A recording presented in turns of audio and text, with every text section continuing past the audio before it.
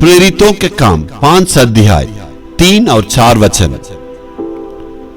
परंतु पतरस ने कहा, हे अननिया, शैतान ने तेरे मन में यह बातें क्यों डाली है?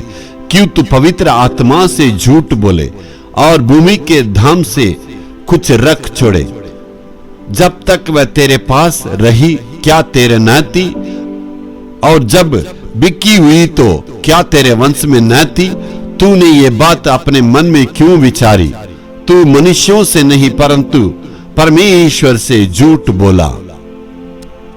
उस पवित्र आत्मा के सामर्थ्य से भरे हुए हैं, लेकिन शैतान की सामर्थ, शैतान की आत्मा के लिए जगह देने से वो शैतान की आत्मा से भर गए, झूठ बोलने के लिए जगह दे दिए हैं। कारण यह है, उन्होंने शैतान के लिए जगह देने के चलते झूठ की आत्मा से वे भर गए, इसलिए झूठ बोलने के लिए उनके अंदर प्रेरणा मिल गई।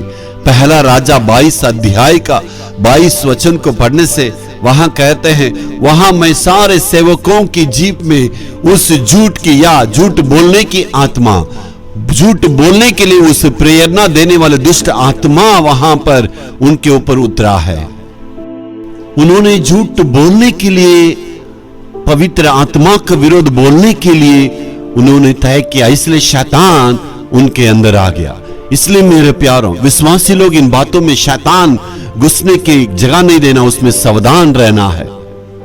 पतरस ने उस झूठ बोलने की आत्मा को तुरंत पहचान लिया था, इसलिए वहां की कलीसिया बच गई, वहां का विश्वासी भी सावधान रह गए।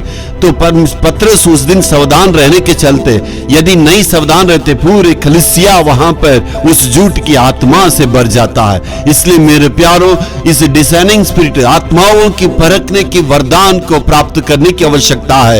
यूट्यूब में वचन देखते हैं और प्रचार को सुनते हैं, और बहुत लोगों की वचन को सुनने से क्या वो सही है, गलत है, इस प्रकार की आत्माओं को परखने की उस वरदान को परमेश्वर से प्राप्त करना है। उस डिसाइनिंग की स्पिरिट की, उस गिफ्ट की, उस सामर्थ्य को प्राप्त करने की आवश्यकता है।